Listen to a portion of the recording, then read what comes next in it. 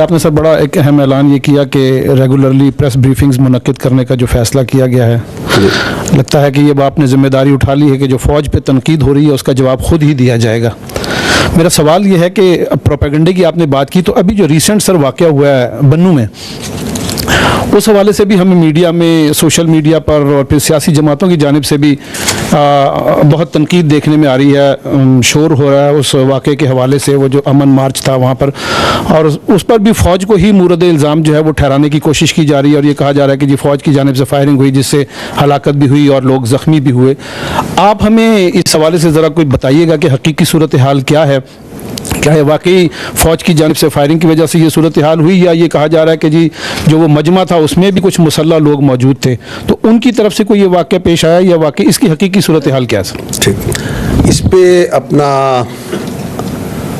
तारिक वो जो इसकी आई थिंक वो जो क्लिप्स है कोई इसके जो बन्नू के, वो थोड़े अरेंज करें, मंगवाएं, ताकि वो मैं दिखा सकूं कि व्हाट एक्चुअली हैपेंड। देखिए, ये जो है अपना 15 जुलाई को सुबह के टाइम पे ये दहशतगर्दों का बन्नू के ऊपर कैंट पे हमला हुआ, और हमारी जो वहाँ फौज थी उन्होंने बड़ा उसका भरपूर जवाब दिया। तो उन्होंने जो एक व्हीकल बॉर्न आईडी थी वो उन्होंने कैंट की दीवार से टकराई, और देन एंगेजमेंट वो ब्रीच हुआ, और फिर वो उनको एंगेज किया हमारे ट्रूप्स ने। और जब वो व्हीकल बॉर्न आईडी थी उसमें हमारे 8 जवान शहीद हुए, जिसमें एक फ्रंटियर कंस्टेबल का लड़का भी था, शहीद हुआ। उनको एंगेज किया जब वो पहले, तो उसमें अल्हम्दुलिल्लाह बड़ी हिम्मत से, बड़ी जवामर्दी से लड़ते हुए वो जो तमाम दहशतगर्द थे उनको जहन्नम वासिल कर दिया। और वो जो हिम्मत और जवामर्दी है उसकी आप ये मिसाल देखें कि वहाँ, और इस तरह की मिसालें फ़ौज में बहुत होती हैं, लेकिन आप ये देखें कि वो सिपाही सुभान है, उसने अपने आप को जीते जागते हुए ग्रेनेड पे डाल दिया ताकि मेरी कोलेक्ट्रल डैमेज ना हो, तो साथी बच जाएं, लोग बच जाएं। तो this is the standard of the response and the valour जो वहां दिया गया। ये जो दहशतगर्द थे, इन्होंने वहां पे अंधाधुंध फायरिंग की,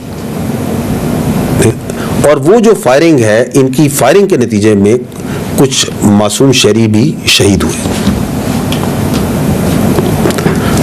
अगले दिन जो बन्नू के ट्रेडर्स थे उन्होंने कहा कि हमने अमन मार्च करना है। इंतजामिया ने के साथ की बातचीत थी, उन्होंने कहा जी कि उसके कुछ क़वायद ज़ाबित होते हैं, जब भी हम मार्च करते हैं कि यहाँ से चलेगा, ये होगा, रियासत मुखालिफ नारे नहीं लगाए जाएंगे। लेकिन जब अमन मार्च हुआ तो उसमें कुछ मखसूस नेगेटिव जो अनासिर हैं वो उसमें शामिल हुए, और उनमें से 1500 से 2000 के करीब वो जो रोड है, और ये आते हैं थोड़ी देर में, वो क्लिप्स आपको मैं दिखा भी देता हूँ, जहाँ पे वो ब्लास्ट हुआ था व्हीकल बॉर्न का, उस रोड से गुजरे।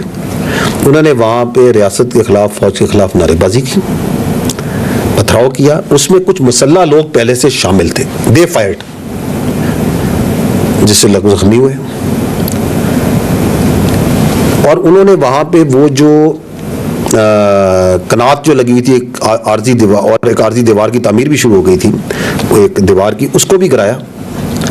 और वहाँ पे जो सप्लाई डेपो है, जो सरकारी गोदाम था राशन का, उसको लूटा भी, उसके अंदर भी लोगों ने घुस के लूटे।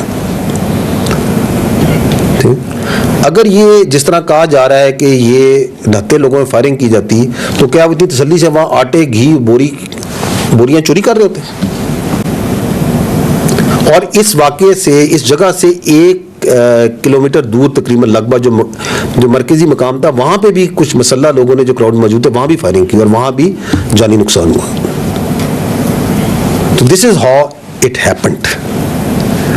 जो फौज ने रिस्पॉन्स दिया वो बिल्कुल as per SOP, as per orders था।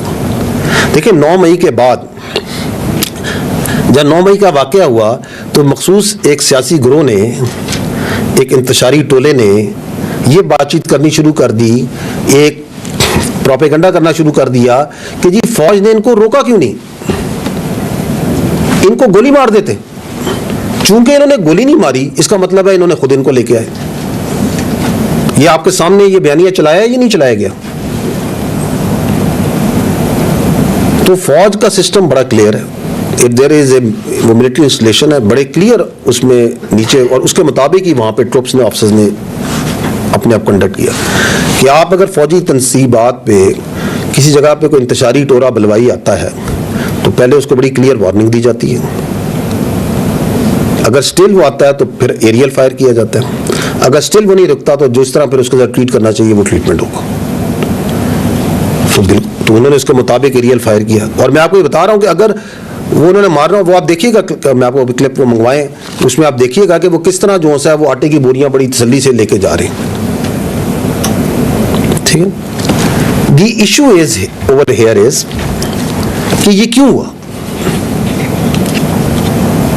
ये इसलिए हुआ कि आप की जो कानूनी निज़ाम है, जो आपका अदालती निज़ाम है, जो 9 मई के करने वाले हैं, उसके जो सहूलतकार हैं, उसके जो मंसूबा साज हैं, जब वो उनको ढील देगा, जब आप उनको कैफरे करदार पे नहीं पहुंचाएंगे,